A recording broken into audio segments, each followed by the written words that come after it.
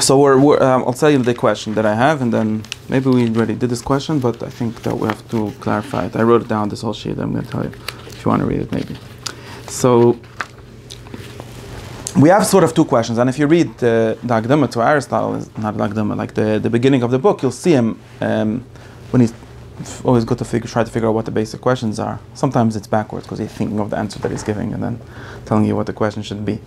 But sometimes there's like real questions which you should be able to wonder about, and sometimes even the other way around. You see, like from the way that he thinks, then we could like make a question, and then you need to be able to wonder about it and see what to do with that, because we're somehow, like I said, sometimes we think that we know everything and we don't have questions. So like this. So there were three questions. In Aristotle, there were three main, I think, in my head, it seems to be three main questions.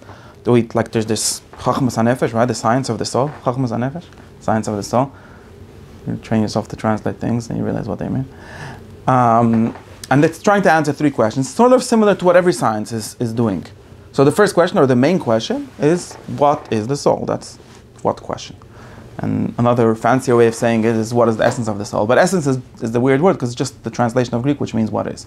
So essence is the tuti, the whatever. It just means the what is.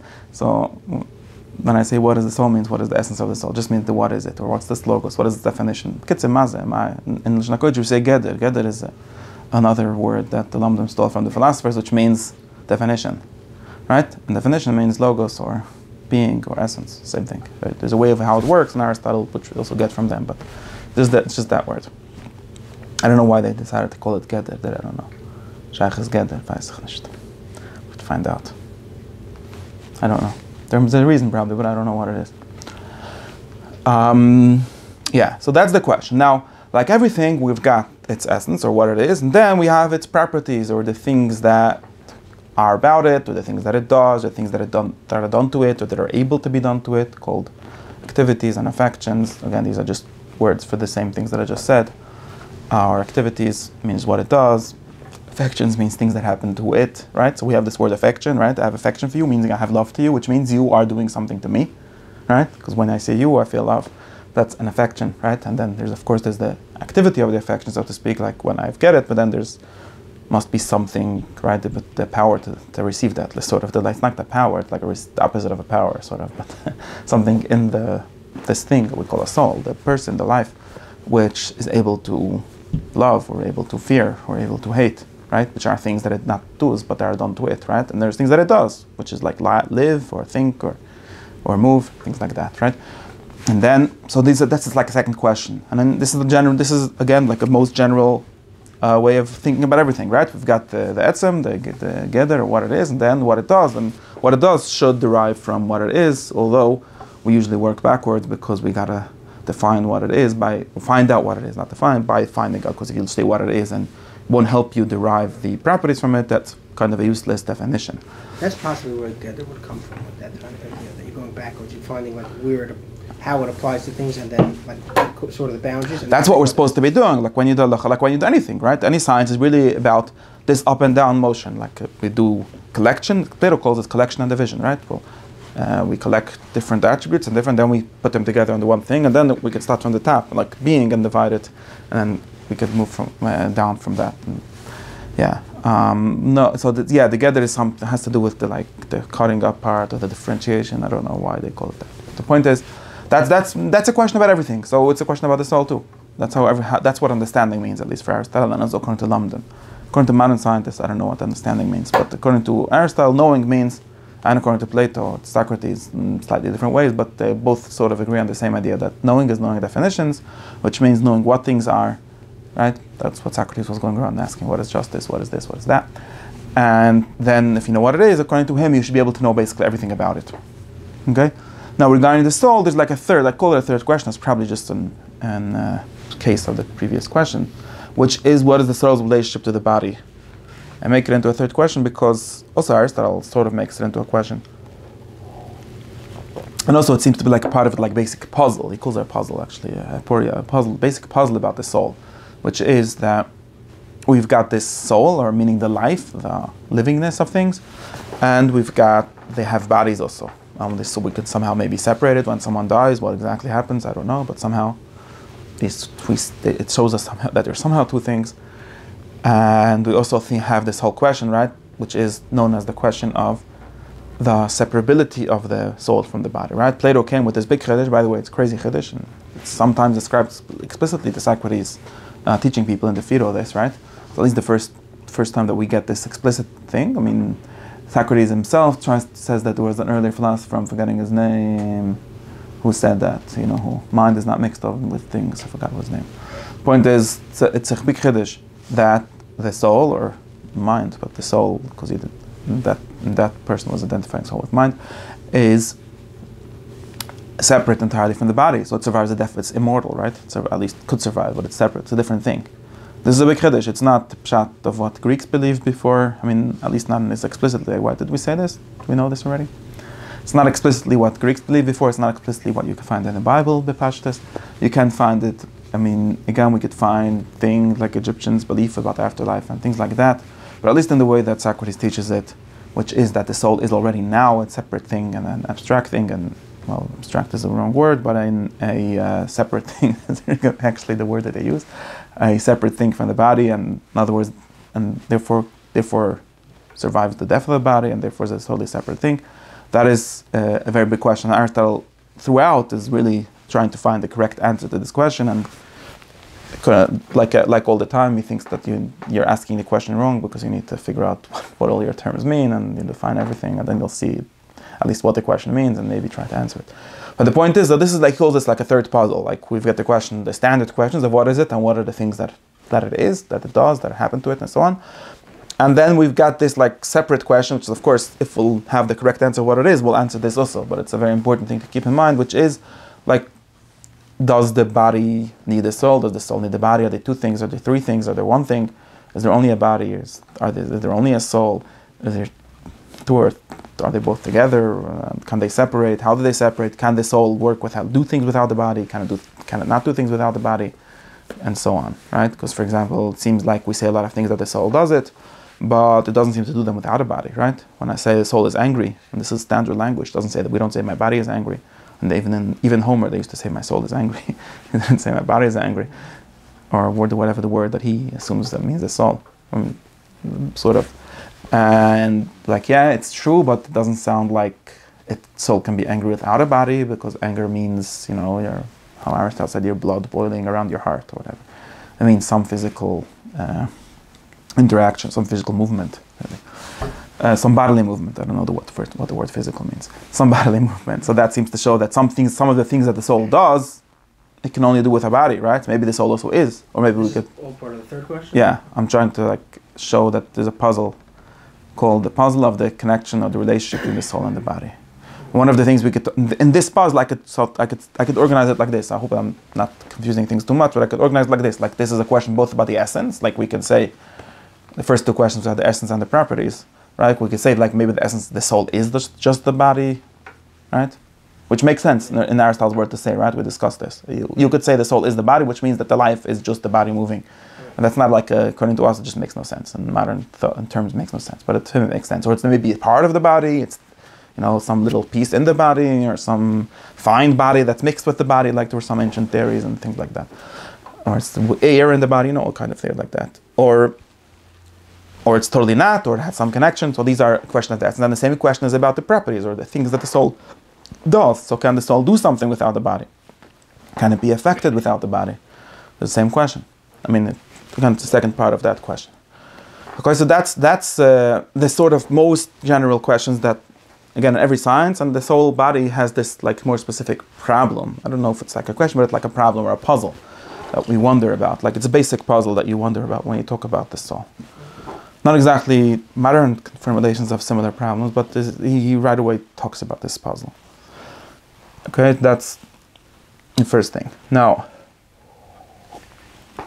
sort of on all these three things, three which are two, which is three, or however you see it, there is the question of parts.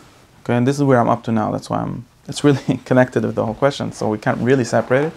But there's the question of parts, and this is what I want to discuss today and the last few classes and the next few classes, whatever. Trying to figure out the thing of parts of the soul. In other words, one of the questions we can ask, like we can ask certain, but now let's in other words, we can start to go into these questions. Like what kind of questions? Like, and Aristotle's big thing is that he makes questions into 2 questions and those 2 into 4 questions. Then we sort of finds the answer to be obvious. Like we ask, what is the essence of the soul? So he goes like, well, how many essences do you know about? We know about 10. Well, 9 and 1, you know, and obviously the soul is not an accident, so it must be a substance. So that already tells us a lot about, gets us much closer to telling us what that. By the way, this is the explanation for that Perikanal. Okay, it tells, you know, because I'm obsessed. If I tell you that the soul is not one of those 9 things, that's the same exact thing as telling you what it is, because they're assuming that this is division. That's the basic method of division, or what Plato calls division, Aristotle calls division. Right? If we know that the whole world is 10, comes down to 10 kind of being, they call it summa genera, the greatest kinds, sugya, sugim in Hebrew, then, you know, it's not telling us what it is, but it's telling us what it's not, which is almost the same thing as telling us what it is. And now the question on that Rambam is really the opposite. Then, in which way is it different than saying what it is? Okay. Anyways, no, I'm not getting into that. Point is, this is the method. This is the method of understanding the world that Socrates taught. I understand that's what he's doing. I just have questions. Yeah, I understand. There's questions. There's bayot, but this is interesting. But this is the method that Socrates taught. So, in other words, that can tell us that the soul is a substance. I already know something about it, right? We could then start going into substance, say, what kind of substance? Somebody say, well, there's 3 kinds of substance. There's, you know, potential, actual. Well, there's actually 3 kinds of everything, but substance also. We could start figuring out which one of those the soul is, and then we can go into more detail, and so on. Now, I want to show how here there's right away a question of division, right? Now, I'm not sure entirely how to work with this, but something like this. So there are some things. I think this is right away the question of substance and accident, but I'm not entirely sure. Maybe it's the same question. Like I can right away ask, and if you ask me what the soul is, I can ask you what kind of things. So there's another way of saying there's 2 kinds of things. Of course, we have to explain what those 2 kinds of things are, which is really how we have to get to. But there's 2 kinds of things. There are divisible things and indivisible things. So things that are one or simple, not made out of parts, and things that are made out of parts. I think that at least in some sense, every substance is not made out of parts. And at least in some way. We have to distinguish between 1,000 different meanings of divisible and made out of parts. But at least in some way, a substance means that it's one thing. There can be many of them. There could be ways in which they're separated. But at least we'll talk about the individual, right? And we'll talk about the species and greater things, genus and things like that. But whatever is that is really a substance is one. I think that's some level of breakdown, basically. What is really a substance? So substance also has all these levels. Like, for example, and right away talks about this here. Like, for example, when we talk, according to Aristotle, at least according to the categories, not according to metaphysics, at least not simply, but according to the categories, what is really is only individuals, like in specific individual horses, individual Yitzchak, Uncle Chaim, so on. And that is a substance. It's numerically one. Every substance is numerically one. There's only one of, because that's what individual means. There's one of it. If there's me and you, well, we're just 2 substances. Now we somehow share in humanity, but Aristotle, at least in general, doesn't believe that humanity exists, or not separately. It exists secondarily. So in other words, primarily, that's definitely things that the individual usually says. That individual all is, individuals, meaning also horses? Yeah. There's no horseness. This is why he's not a Platonist. Generally, he says, well, he pretends not to be a Platonist, because he says that there are no horse. There is no horse. There is. He doesn't think that it's illogical to talk about horse, right? Because because according to him, in general, this is how it's understood. That's the form of the horse, right? The form of the individual horse is not an individual in the same way as the matter, or sort of the matter and form of the horse is. Because individual really are only matter and form. This is really, and he quotes this also here. What we really call individual, or what something that's one, numerically one, is only the horse, the whole thing, what he calls the composite, right? The thing that is a matter and a form of a horse. But if you separate in your mind, right, and he generally said to think that he doesn't believe this exists sort of outside of your mind, but in your mind, you could conceptualize the horseness, the matter of the horse, and the form of the horse. And the form of the horse is actually doesn't really belong. It's not the form of Mrs. Horse. It's the form of horse, right? So the form is universal, and that's why it's an object of intellection, because intellect only thinks universals and doesn't think particulars. That's another thing. But the point is, the form is the universal. Where does it exist? In the horse, in each specific No, the horse. universals. What do you Yeah, in the horses, generally said to speak, exist in the horses. In each horse. Either in each horse or in there's three places where they could exist. Either in each horse, exactly. So theoretically, if there would be no individual horses, there would be no collective horse, no universal horse, which it seems to be Aristotle's position generally. Yeah, like according to Plato, there would still be the horse in heaven, so to speak. And according to Aristotle, that makes no sense. Heaven is secondary to this horse.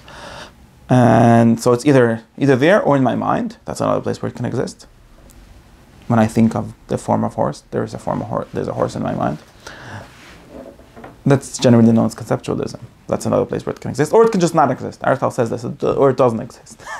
These are three options that he gives about universal. And there's more problems about this, but I need to give this structure of the story. But that's generally what the pshat of what he says is. It either exists secondary. Sometimes it says it exists secondarily, like in other words, secondarily meaning it needs the individual to exist. So the primary thing that explains everything is the individual, but there's also obviously horseness because individuals are the same. That sameness is a thing, but it's not primary to the individual. Like Plato would have it opposite. It's after the individual, so it has some kind of existence, some kind of thing. In any case, these are the options for where the universal horse is. But the point is, what's my point? My point is that the individual, which is the thing that his primary, this is for sure, his primary thing of analysis is always the individual.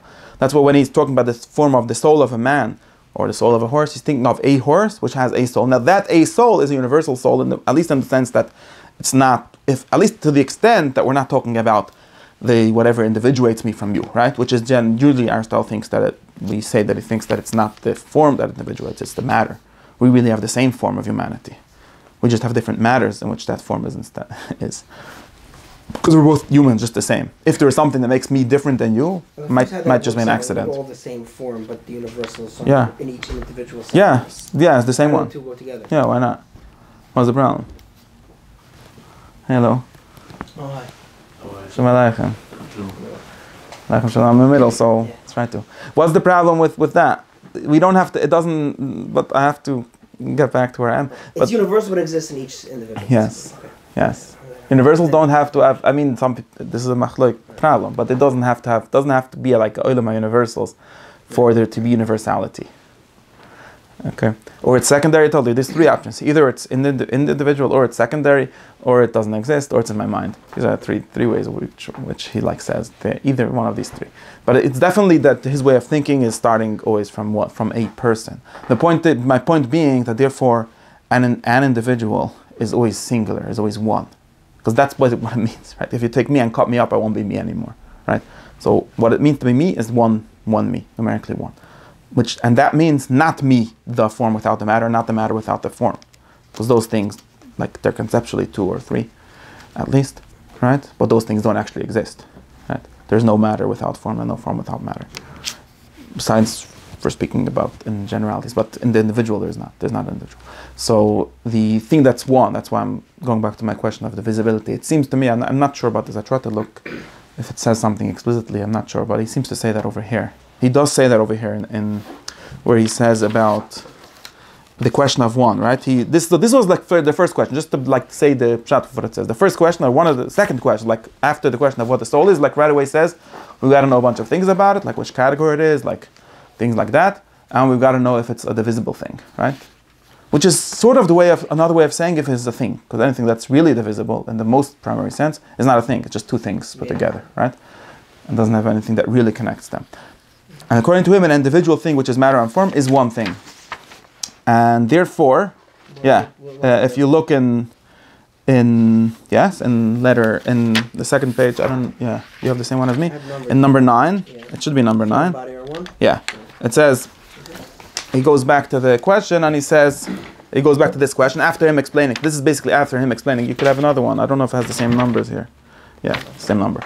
This is basically after him answering the question of what kind of thing the soul is, which is a substance as a form or an actuality, right? Which is which is the only kind of things that really exist, if you think about it.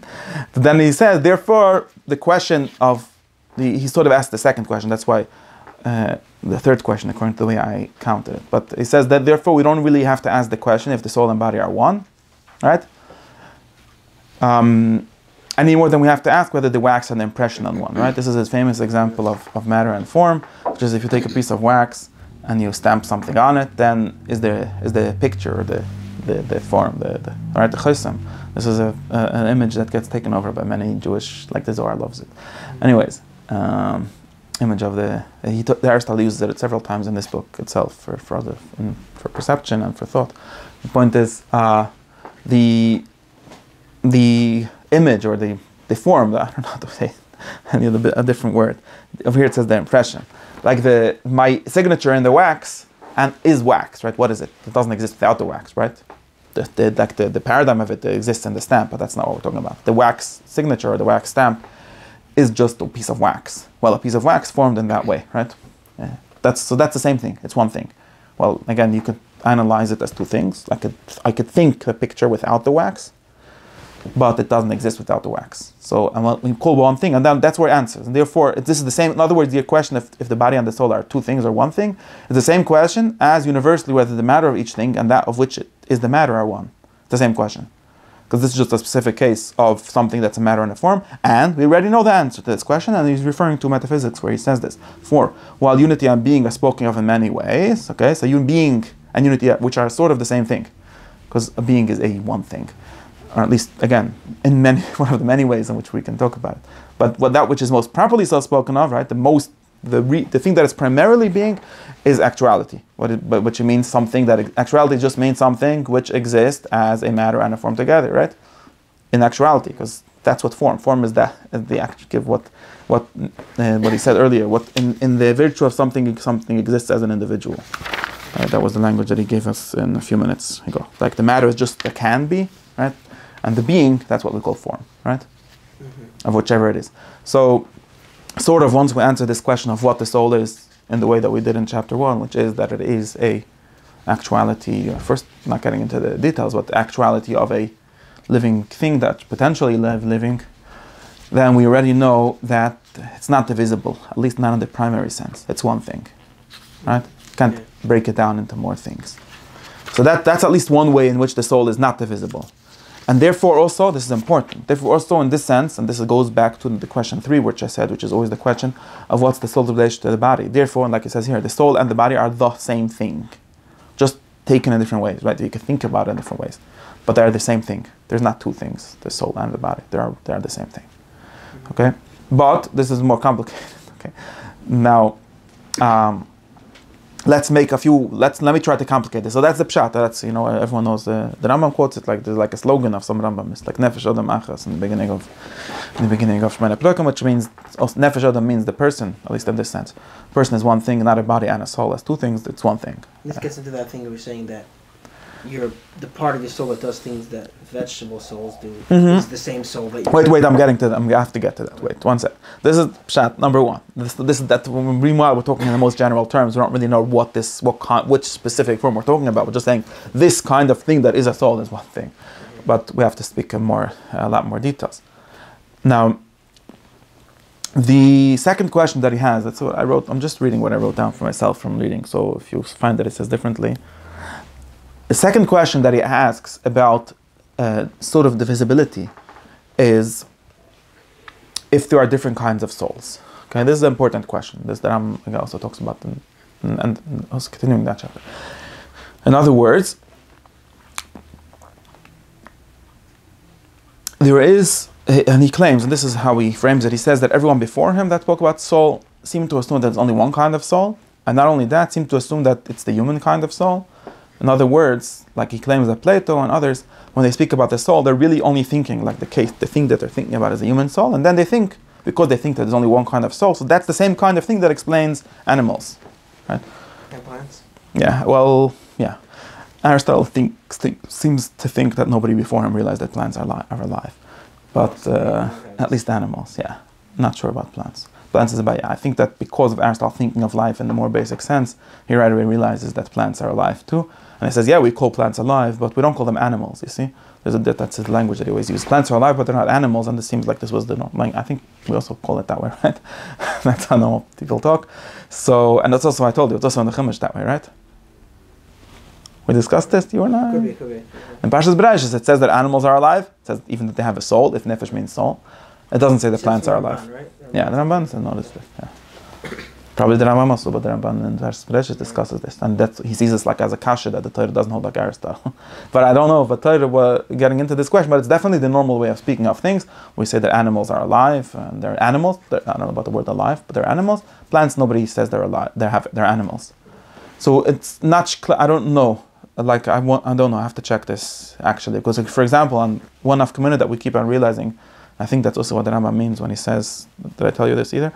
That when he says that if you don't realize this, then you say absurd and crazy things, which is transmigration of souls, right? Keep on getting back to this. According to Plato, there's only one kind of soul, right? Which means that what this thing, this goes together with all the things that he says, but this thing that it makes me alive, right? The life that I have is the same exact thing as a cat has, and therefore he sees no reason to give my soul to a cat. It seems to work, right? No reason it shouldn't work, right? And this is what happens if you think that there's only one kind of soul, and it's a human kind of soul. Or in other words, there's no such a thing as a human kind of soul. There's just such a thing as a soul, which makes things alive, which is the aliveness of things, and therefore it's all the same. Right? Aristotle, as we discussed, thinks that this is crazy. First, because he seems to think that Gilgulim are crazy, just like obviously, but he also seems to think that it doesn't explain much. His big problem is that there's a big lack in this explanation where we're trying to explain life, and then he says, well, obviously humans and cats don't have the same exact kind of life. So why is this one like this and that one like that? Right? He says that Plato's explanation is very nice, but it sort of misses half of the story at least, because he never actually answers the question. We're trying to find out why or what's the cause of life, right? And he says, well, there's something called soul. Okay, now I'll ask you a more detailed question. What's the cause of cats being cats and humans being humans? And he claims that Plato can't answer that question because he just says, well, they both have souls. So then why is one a cat and one a human, right? And he seems to even think, yeah, because their grandfather is now the cat, so, maybe there's no reason. So, but he's still a cat, right? There's still something to explain that according to Aristotle, Plato didn't explain. It's like his big thing against that chitta, that it's missing, that there's no reason, there's nothing that connects the soul and the body in Plato's version. But in any case, this is the second question that he asked. So are different kind of souls? This is another kind that let's just be clear. Plato's not so disturbed by the fact that cats do different things than us because it's kind of outside of the thing either way. Yeah, all these things go together, of course. That's why, because it's so separable, so with Aristotle, the question of an explanation is still a good question, and the Platonists agree with this, sort of. They have answers to this question.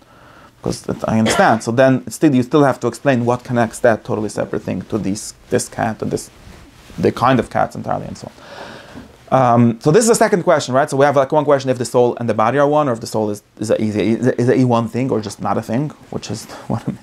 And then we have another question, which is a sort of separability question, which is how many kinds of souls are there? Like, is there a chachma? If there would be a science of soul, could we just have one science, which is really science for all souls? They're all the same. You understand one, you understand all of them. Or there's different kinds, right? Different kind of living things have different kinds, right? Now, he seems to ask that if you agree with me that there's different kinds, that humans live differently than cats, I could ask even a further question, which is how different they are. So I wrote this as my question two-way. So the way he says this is, for example, in other words, are they? I think he sort of, where it comes down to this question has to do with chapter 3, because he doesn't have a simple answer to this question. What I mean is like this: there's different ways in which things can be different, right? Again, they can be different like individuals or like species, or like actually the way he says it is like species or like genuses. In other words, me and you can be the same, so we're the same thing. We just discussed that. It's just the matter, whatever that makes me and you an individual, you different. So that's one kind of way of doing different. I think everyone agrees that there's more than one soul, right? I mean, for more than one animal. Okay, so that's sort of not the machlokes, but they can be the same. But now the question is, are all souls the same species, like Plato seems to say, right? So they're just different individuals, right? They're just the same species, but they're just like there's me and you, there's me and cat, and me and cow, and so on. But they're the same thing. They're as different as me. I'm different from you. They're somehow separated from. The matter that's different, according to that, right? Yeah, it seems to be. Well, there's another bayah. If the Platonists have to answer the question if individuals have forms or only universals. That's another machlokes. But whatever it is, it's as different as that. Or it's as different as humans are different from cats. In other words, there's a different kind of soul for humans and for cats, not the same kind. We could even we could sort of say that it's even worse than that. We could say that it's as different as humans are from tables. In other words, it's a totally different thing. And you would say that it's not even the same thing, it just has the same name, like what we call homonyms, right? Homonyms or shemesh utaf, right?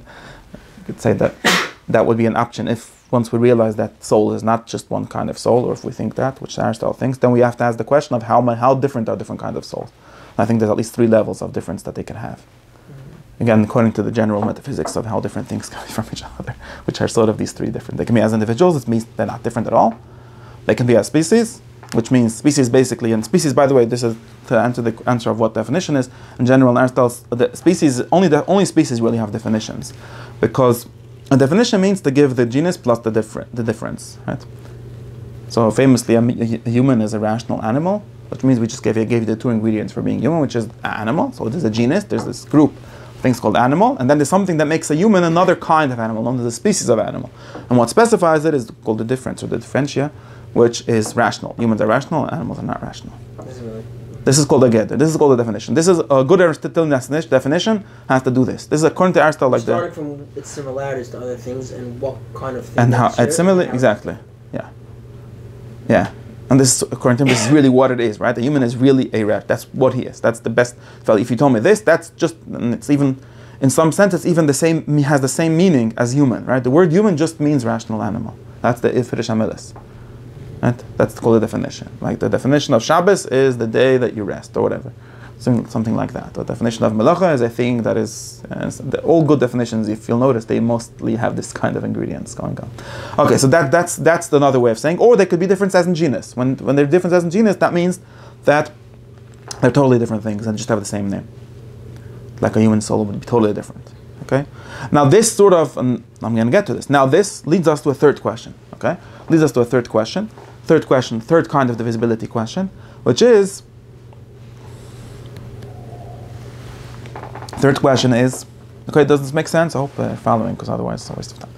The third question is, now, how about parts of soul? So I first talked to you about the soul, what kind of thing it is. I talked about different souls, are they different things? Is it one kind of soul, different kind of souls? Now I can talk about each soul. Is it divisible? Now I didn't ask, not the same question as number 1. Why is it not the same question as number 1? Because you might right away notice, once we talked about different kinds of souls, and this is sort of presupposing or preempting what we're going to realize, is that one of the things that makes human souls and animal souls different, and the way he says it in chapter 3, is that they exist in a series. In other words, human souls seem to be animal souls plus something, right? Or animals do a bunch of things, humans do most of those things, or maybe all of those things, depending on this. We'll have to figure that out, but a lot of things that animals do, humans also do. A lot of things that plants do, animals also do. But more things. So this is the basic way of answering the question. So these lots of things that souls do. Again, now you realize they're talking about properties of souls, right? Or things that souls do, which might show us what they are and might not. So you could have something that's one thing that does many things, or you can have many things that do many things. There's 2 options always. But these are things. This is a very basic way. That's why after you realize that there's different kinds of souls, unlike what Plato seemed to think, that there's just one kind of soul. Maybe it does different things, maybe each one does something else. You get all these differences, but he doesn't seem to realize that there's different kinds. Once you realize there's different kinds, then you seem to also divide up the world, divide up the different orders of living things, different kinds of living things, into sort of how many things their soul does. This is Aristotle's Chiddush, by the way. This is a Chiddush Gudel that Aristotle was Mechadish, and he seems to think, I don't know the encyclopedia, but he seems to think that Plato didn't realize this, didn't talk about this. To him, they were just like for example, the Plato talked about souls doing different things, or maybe there were even a bunch of souls doing for each thing, but he doesn't seem to realize this kind of thing where what makes one living thing different than another thing is that it's one thing plus another thing. And there's like that kind of relation. We have to get into that kind of relation, but the point is, so let me say the way he says it here, because was he not jumping. I'm jumping. Let's say the components about humans and animals share. Exactly. If you think of what we just said, then it sort of follows. Because if there's not a kind of soul that screams like a lion and a kind of soul that talks like a person. There's just a kind of soul. The way I told someone, it seems to be Plato's example was like a sailor of a ship, but a modern example would be like a battery. Okay. There's only batteries. There's 9-volt batteries, all these bigger ones, the smaller ones, but there's basically one kind of battery, okay? Well, I'm not getting into this, but let's assume for our purpose, there's one kind of battery, okay? It gives out some kind of voltage of electricity. That's all there is. Now there's big ones, there's small ones. If you put the battery into a fan, it makes you cold. If you put it into a camera, it takes pictures. It can do many different things, but there's only one kind of thing, right? That seems to be how Plato thinks of the soul. His image was a sailor of a ship. There's one kind of sailor, you can drive many kinds of ships, but the sailor can just get off the ship and go to wherever he wants, and he's actually the one that's moving the ship. And Aristotle's going to argue with this, but this image isn't. But it's like he's the driver, right? He's the thing that makes the ship move. If he goes away, the ship doesn't move. But there's a ship and a sailor, and one sailor, the same kind of sailor, can drive any kind of ship if he knows. Maybe there might be some added thing that we need to connect it, because the sailor might need to know how to drive that ship. Plato has these kind of things sometimes.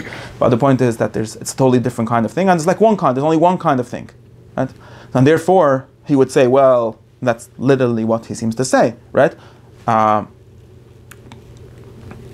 Let's assume that at least Aristotle claims that that's what he seems to say, that if we see humans doing different kind of things, like we do stupid things and smart things, or whatever we do, tavis and sechel, or whatever, different things, then yeah, so there's two drivers. There's one shtickle that does this, and one battery that does this, and one that does that. So he doesn't seem to think that this means that there's different kind of souls. There's the same kind. There's one kind of soul which moves. He calls it a mover, actually. I'm not getting into that, but it's a battery kind of thing. And a human has two batteries or a bigger battery. It doesn't matter how exactly you formulate it, but he doesn't end up with Aristotle's things, which is no. Why did you like cut the human up into three people? And then you end up into different puzzles which you have to get. Why don't you just think like a normal person? Which is Aristotle's big thing. Let's think like normal people. Humans are one thing, they do a bunch of things. Animals are one thing, they do a bunch of other things, or less things. Sure. Now you right away see that there's different souls, right? And now you're left with a different question. You're left with the question of, what is the relation between these bunch of things that humans or animals do? So, for example, and like he's going to say plants do only one thing, but animals do at least two things, because they plant and they animal, right?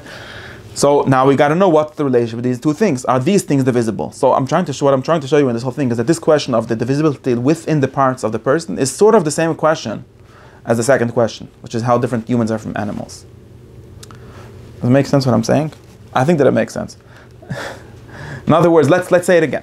So Plato, according to Aristotle, Plato says that a human being has two souls, which are divided, which are separated in two ways. They do a bunch of different things. Aristotle's going to agree with that part, right? So again, here we have the famous thing. Again, like we discussed about matter and form, there's two ways of being separate, right? It can be separate conceptually, like the fact that I can dance and the fact that I can speak are if I can dance and speak. But there are two different things, two different concepts, two different sciences and so on.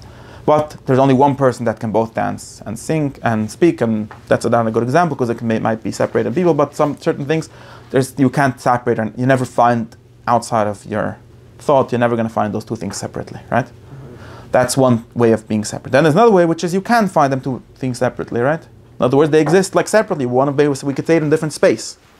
And according to Aristotle, Plato was the one, and it seems to say that in the Republic, the one that literally has that story. So he says, well, we see people doing different things.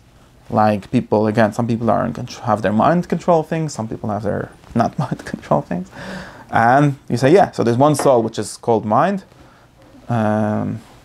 called intellectual soul, and it literally lives in your brain. And that's the one that makes you do brain things. And sometimes it's in control of the whole body, but that gets into the other discussion. And then you have a heart brain, which is the one that loves and has emotions and things like that.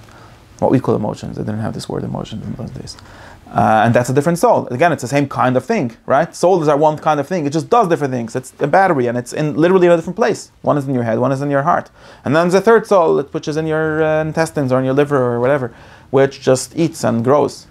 That's a third thing, right? Happens to be that we could sort of speak of these three souls as sort of, not entirely, but at least we could say that the lowest one is also in plants.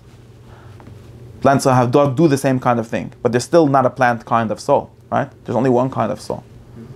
And it's in different locations. In a human being, there's three of them. In the animal, there's two of them or three, or one of them. I don't know how many according to Plato.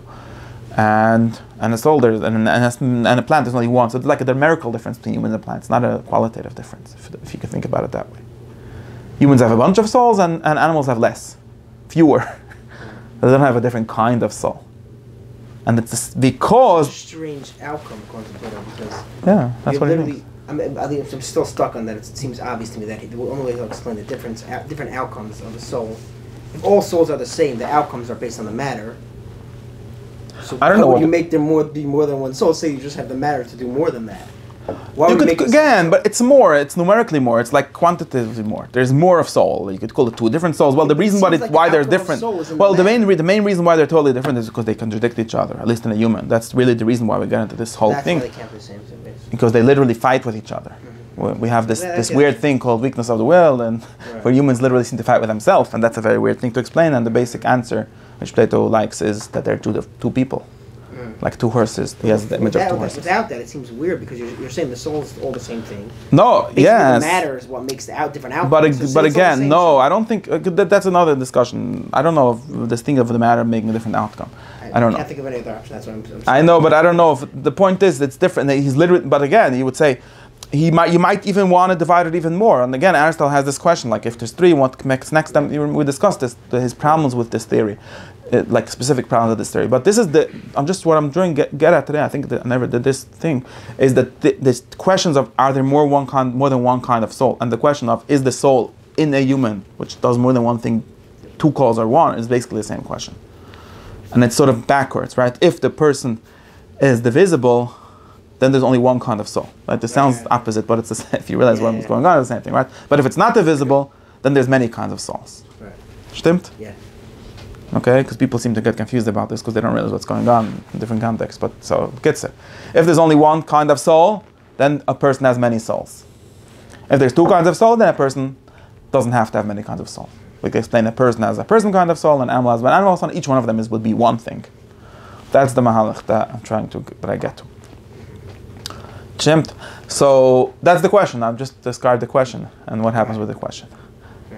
Then we could have a fourth question, which is also an interesting question, which is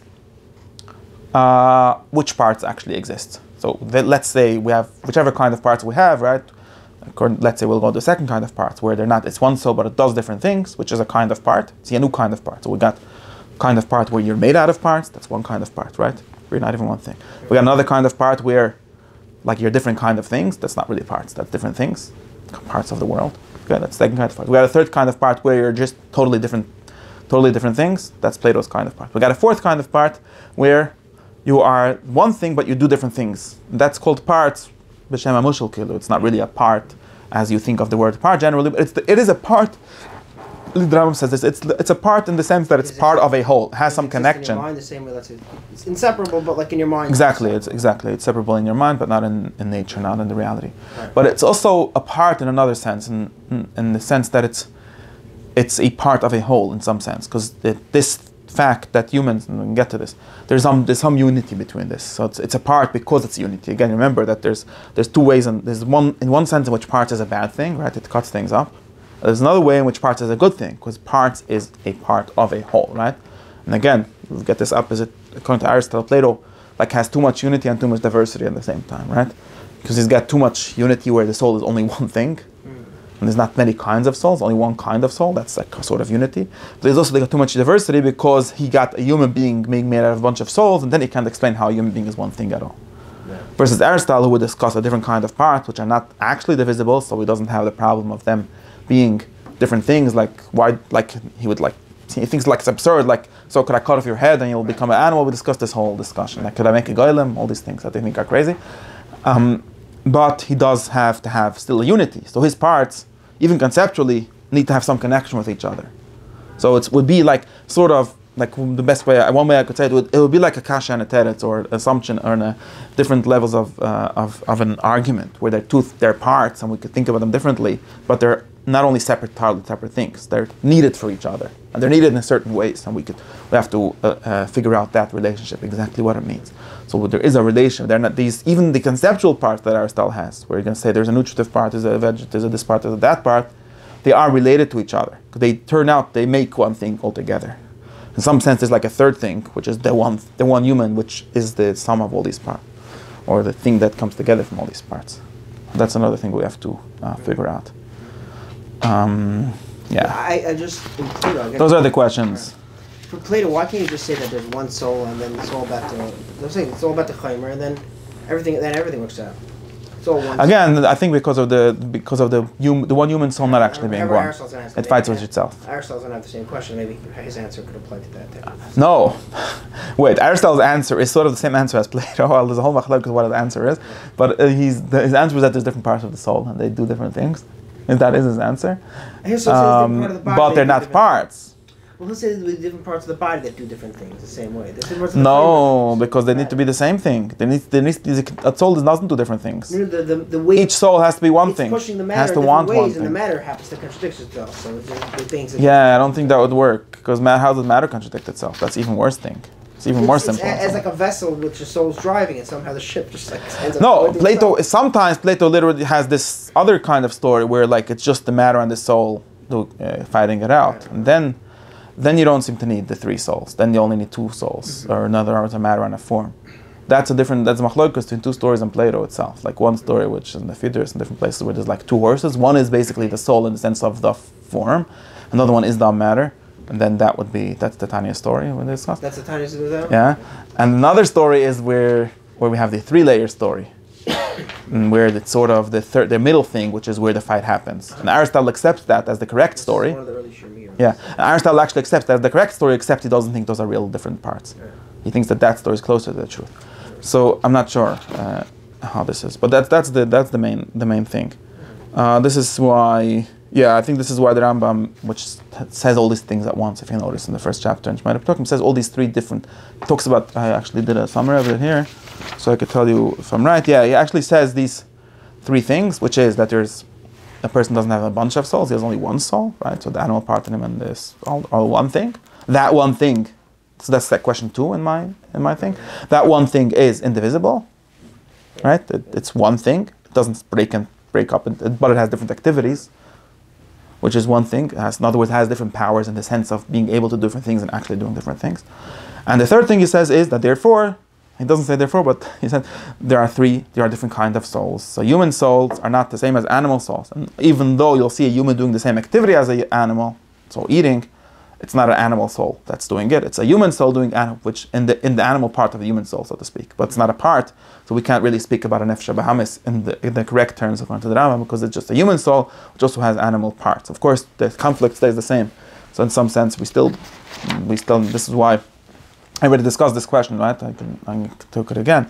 So that people ask a question that this seems to contradict the Rambam's whole ethics, because his whole ethics is based on there being something that it is to be a human, which is to think and to eat is just like what animals do. And over here in Shemaya P'tukim it says that human souls are not just like animals. It's human soul eating. So if it's human soul eating, why don't we just say so? Therefore, it's a good thing to eat because human souls eat, right?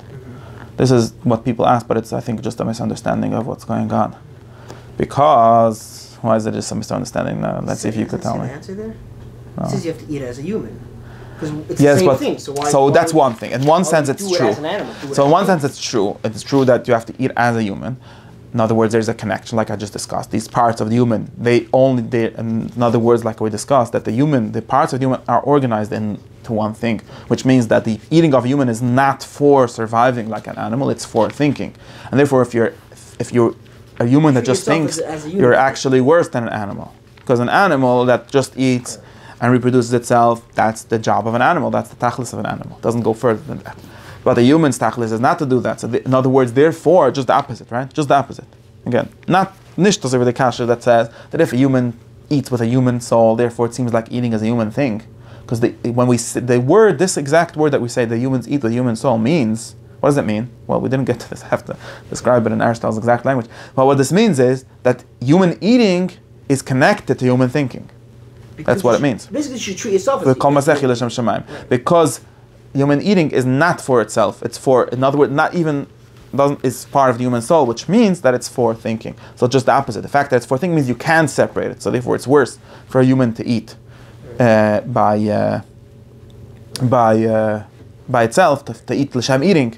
There's nothing wrong with eating per se, right? There's only something wrong with eating l'shem eating. You have to either way. Either you're gonna have to say you have to use both of them. So either you would say you definitely do. Either eat to think, or you must think to eat. You must put a lot of thought into it. No, you can't go that way because that was backwards. That's backwards. But at least you're doing a unity. At least you're doing a unity there. At least you're treating something. No, it's not a unity. It's not a unity. I mean, it would be a unity which an animal has. An animal also has a kind of thought that it's for thinking. We call it imagination. There's nothing, that's just being an animal.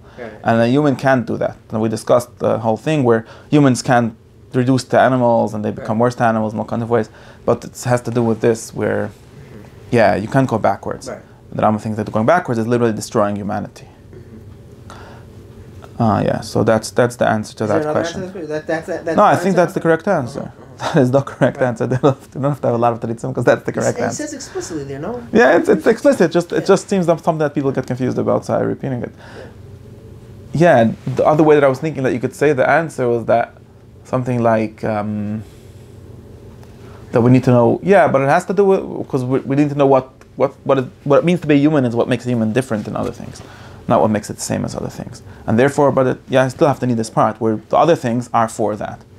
So that's the important thing. About eating and things like that too, right? Yeah, exactly. That's why. Exactly. That's why. Again, we have this like things that seems to be like that seem paradoxical. Like according to the Platonists, in one sense, eating is a better thing than the Rambam, and in another sense, it's a worse thing, right? Because according to the Platonists, they say, well, why are you telling me that eating is only for thinking? Eating is a soul in itself, and therefore it has its own shlemus, it has its own perfection. Is a kind of perfect eating, which is just a good thing.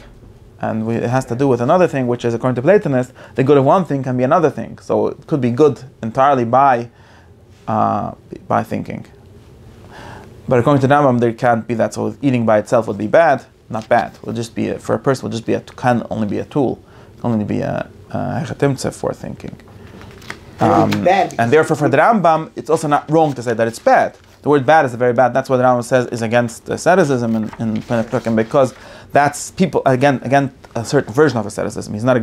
He's again very much against actually eating too much, because that leads you to not think. But he's against people that think that there's a point. But the Rambam is basically against non-intellectual ascetics. In other words, if you're just gonna fast l'shem fasting, you're just wasting your time, because there's nothing wrong with eating. The first perfection of a human is to eat, is to have a healthy body. That's why it's avodas Hashem to eat, right? Not like for the human things, but that would be called you like can't human. exactly. That would be in order to eat. If you're eating in order to eat, that is no reason. But therefore, a human has to be healthy, and for exactly being unhealthy in your body doesn't help you at all for your soul. Unlike what it seems like when you read some Platonists, where like breaking your body helps your soul. It doesn't help your soul at all. And it has to do with the same thing, because the soul is not entirely separate from the body. Because the soul is a perfection of the body. All levels of the soul, the end turn out to be at least build on a perfection of the body. So you can't like say, well, according to Plato, and Aristotle literally says this, according to Plato, it seems to not have been good to be born. Why? Right?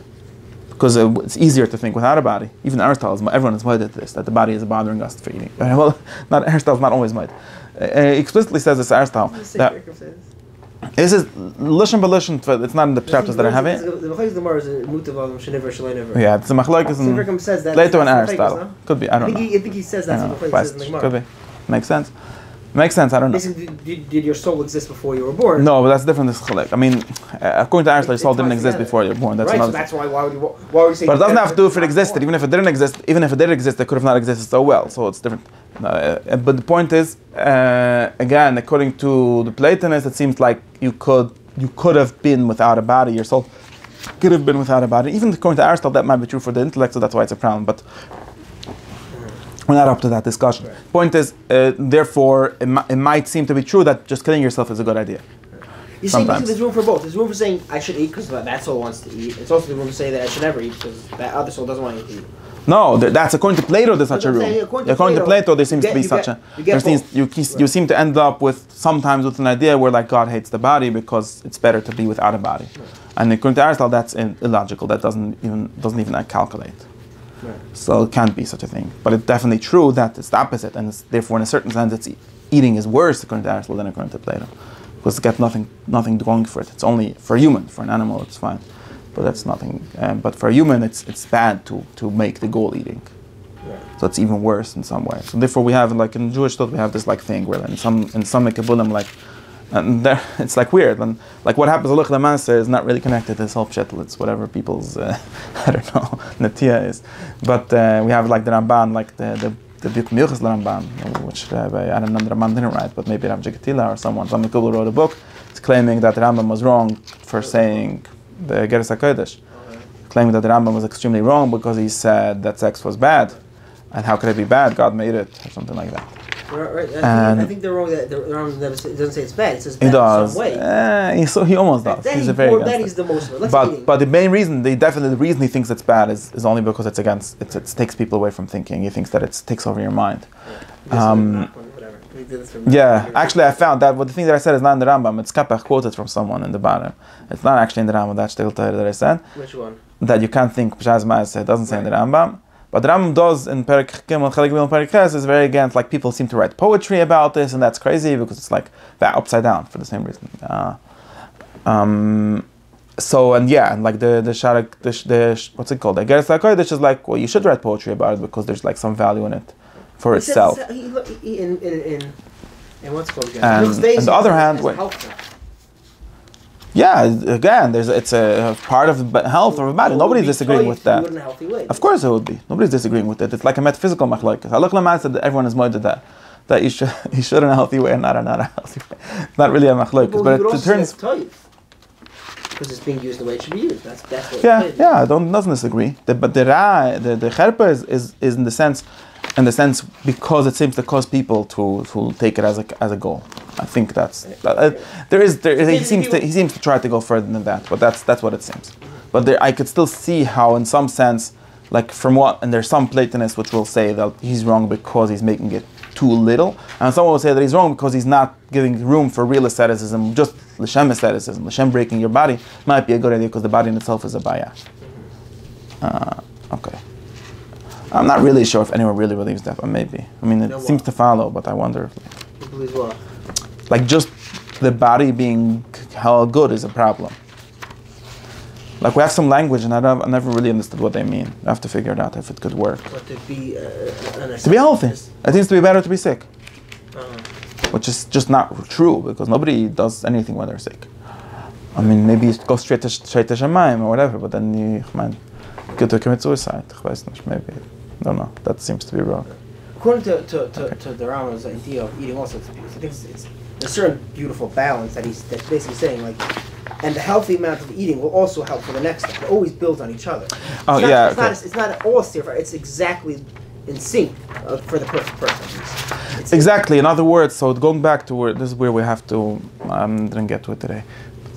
Wow. But it's going back to what I was saying is that what I was saying. The answer in the end in chapter 3, what Aristotle says is that humans sort of eat with sort of eat with the same soul in which they think. And what does that mean? Well, there's different. I didn't get to all the other concepts that he says that it means, but at least one thing that it means, and people say that it says that it means this. I'm not sure if it says that, is that the human soul is a thing that eats in order to think. So just like because of course remember that of course for Aristotle the in order to the four is part of what things are, right? It's not like some other thing, which is unlike Plato where there could be separate things, and unlike modern people which think doesn't exist. Right. But according to Aristotle, whatever thing is four is part of what it is. So in other words, and there, like we discussed, there might even be differences in the way that people have nutrition. So one way, like the one top-down way, would be to say that humans can't actually even eat without their minds, right?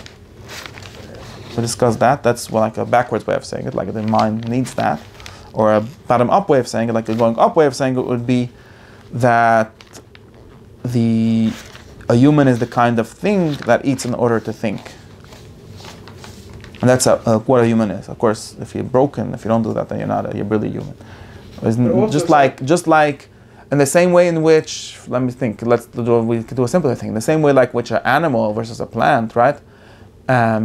Well, animals, it's really backwards. See, this is a baya. Usually, Aristotle actually seems to think of it more like the way we just said. Like, because we don't say that regarding humans, we have to figure it out because there's this whole thing of being like God. So let's try to work with the thing of being like God. So it's like this. Everyone wants to be like God, okay? So that's what Aristotle says. So how are plants like God? Well, they just live as much as they could, and they also reproduce somehow. And he says that, well, animals mostly talk about reproduction, animals. But no, actually, plants also. So he thinks that nutrition and reproduction are the same thing. Nutrition is to make, so nutrition is for the thing to continue existing, and reproduction is for your species to continue existing. And species exist forever, just like God. So, and mortal things, what we call mortal things, which is all things whose soul is basically the nutritional soul, in other words, all things that need to eat. That's what, if you think about it, which is interesting, and then you notice that, like we have mortal things and immortal things, right? Gods or angels or, I don't know, intellects don't die, and there is all these things that do die, right? And the big difference is, and it's even true relative to inanimate things, right? Mortal things are things that eat. So it seems like eating is what causes people to die, right? Because they live with things to die. It's interesting. Noticed? Or it's the other way around. Yeah, it's the fact that you need to live that causes you to die, of course. The fact that you need to live, that you're dying is because you eat. Exactly, because you need to eat. It's not because you eat. I didn't mean that. I understand that. I'm making a joke. I'm just saying that you will notice this correlation. Like, if you don't eat, you don't die. That's why some people think they're going to fast and they're going to live forever. Like, this seems to follow, right? Because eating seems to be the problem. Everything that eats dies. It's very interesting. Of course, it's not the eating. If the opposite, eating is causing you to live. But the fact that you need to live, so that's what we call things that are, that's why Aristotle thinks that this is again another way of seeing how the same thing that is the soul of the plant is the soul of the human, at least in the bottom level. In other words, the nutritional soul, which is also unlike what Plato seems to not realize, that the nutritional soul is what makes a person an animal, what makes a person a living thing. Because that's what a mortal living thing, not immortal living things don't need that. But the mortal living things are defined by having nutrition. In other words, by needing to eat. And then they eat, so therefore they eat. And then what do? Since they're mortal, big baya, because nothing wants to be mortal, which means that it's like built in, right? Because want, again, is not something that you want, something external. You want to be yourself, and you can't be yourself. And you could be yourself for like your lifespan, which is why you eat, in order to be yourself, which is to be, and being is a good thing. It's like God is. You want to be. But since you can't actually be yourself forever, so you have this thing of having children. That's what's called reproduction. That's why reproduction and nutrition are the same soul. That's another difficult term that we have to talk about, why some things are the same and some things are not. This is the same thing. Because the same being like God is what causes, this is what Aristotle says. It's like Kabbalah, that's why Desire says it. I don't know. Should have said it. The same thing that caused, in other words, the same being, like being like God is just another way of saying being. The same like needing to be or wanting to be, which causes things to eat, causes them immortal things, causes them to reproduce. Immortal things don't reproduce, actually, at least not in the way that mortal things do. And that's basically what plants and animals do, right? But now how do they do it is different, right? Because plants do it with a plant soul, in other words, with a soul that just does that, basically. That's all it is. It's not anything else. But animals do it with sensing. That's Aristotle's definition for animal, they sense. In other words, and he says they need their sensing for eating. So there's something very different, and this is interesting. Something very different. I'm saying things that say in the Hemshech.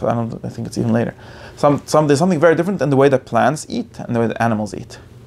And the big difference is that plants don't know what they're eating. Well, they don't perceive. Knowing is usually used for something more elevated, but they don't know that they're eating.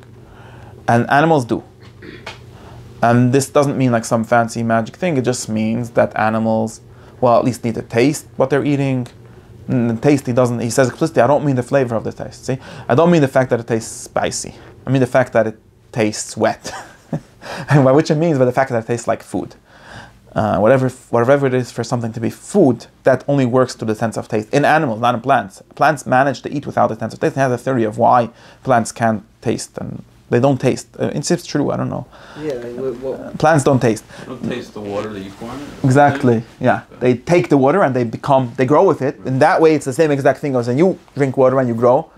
But it doesn't do it, but humans do it through tasting. Not only they happen to taste and do it, but you eat actually through tasting and through touching, which is, taste is just an intensive sense of touch. Touch is the basic sense according to him. It's through touching that you eat.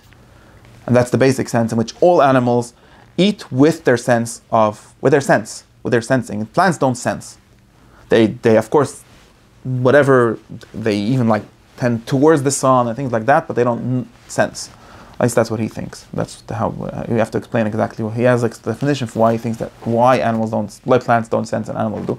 But the point is, animals eat through sensing. Plants that mimic sensing, and I don't think anyone would say they actually do sense. I don't know what people nowadays say because they don't have the same definitions of what sensing means. You see, I think that everyone seems, I don't know, we'll talk about that another time. But that's what he says.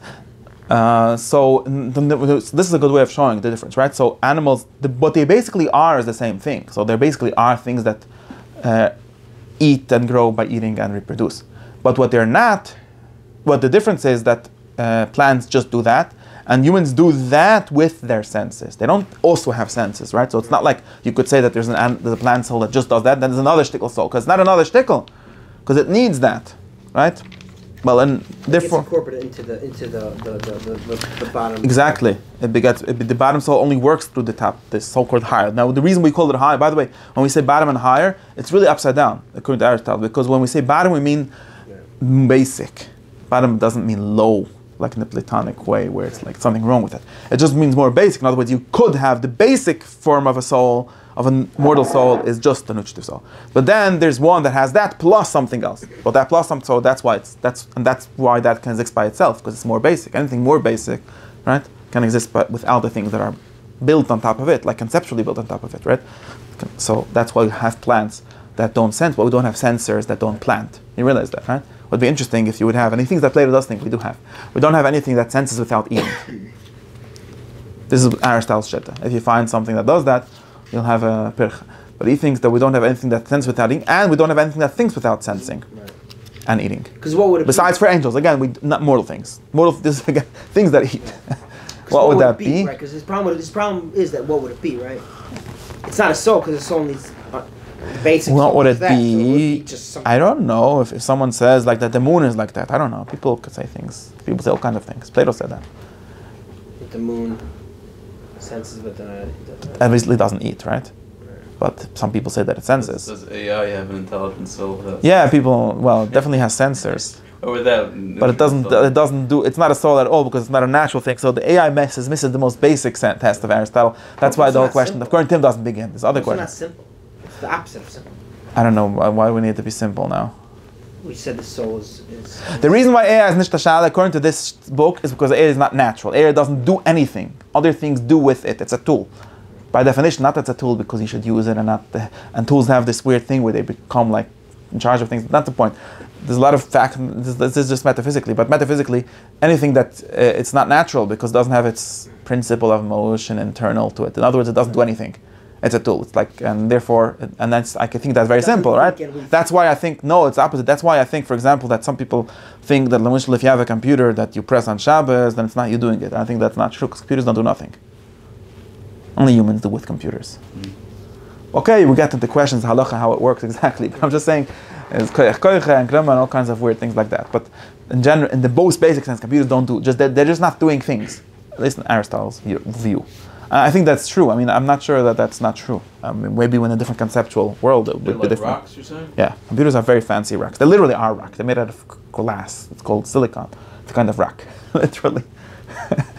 It's a kind of rock. Well, it has energy, so it has a form, whatever, but it's natural form. Right? People press buttons on computers, and now they're very complicated. So with one button, it does a bunch of things. But you still need a guy in the end to press the button. There's no computer that works without anyone pressing a button. Besides in Nitkowski's science fiction, where like somehow he thinks that at one point he's going to be able, I don't know how it's possible, I never figured it out. He still thinks that somehow it's possible for the computer to start pressing his own buttons by itself. I'm not sure. And it's not going to let you plug it out. I don't know how this is supposed to work. It's metaphysically. It sounds like a prediction also. No, you see again, it's possible factually. In other words, I could set you up a computer that would be very complicated and it would destroy you. That seems to be possible, but it's not metaphysically possible. You also said it's that. physical. You also set it up. Yeah, of course. It wouldn't give it a soul. At least it wouldn't make it a natural thing. It would make it it could be very dangerous, but it not two things that are not connected. It could be very dangerous and it could be very like a big clipper without like being natural. It's not a baya. Anyways, yeah. So where am I? So yeah. So the kid says. So that's the thing. That's the difference. That's what the Rama means when he says animals don't eat with their plants, so they eat with their animal soul, because like eating is an activity of both. It's an activity of the sense also, the sense of touch. You eat with your sense of touch, like taste. And he literally thinks that taste is not just like an added thing. Like it distinguishes between the part of taste, which is just an added thing, like so he calls it flavor, and actual taste. Very interesting. Like it's musar. Like there's this stam taste that is not useless, but actually the fact that food are eatable or tasteable, that's something that relates to the sense of touch in animals, and not in plants, because plants don't have the senses at all. And the same thing would be for humans. At least, though for humans it's more complicated. When we get to humans, we'll have to have another whole year to figure out, because the intellect is different. But at least in some sense, for the lower levels of intellect or imagination or whatever, for something, is the same for humans, where humans eat with their minds. You have to trap your animal. Exactly. Exactly. Catch it, you have to trap it. Exactly. Yeah. Now this is complicated because animals also do traps and stuff, so it's not that difference is not as clear. Maybe the difference is really only an abstract thought where it's not l'shem eating.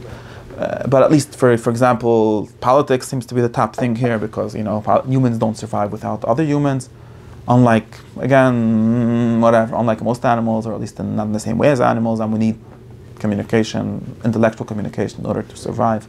So again, humans live and reproduce with their minds. So it's this. So in a certain sense, we don't have a nutritive soul or a vegetable soul and another soul. We have a nutrition through the intellectual soul. See, this is not exactly the same thing as in the ethics, where it's going up, where we say that you need to have the. See, we're talking in a different language. That's the language of the final cause. This is talking more like in the language of the efficient cause.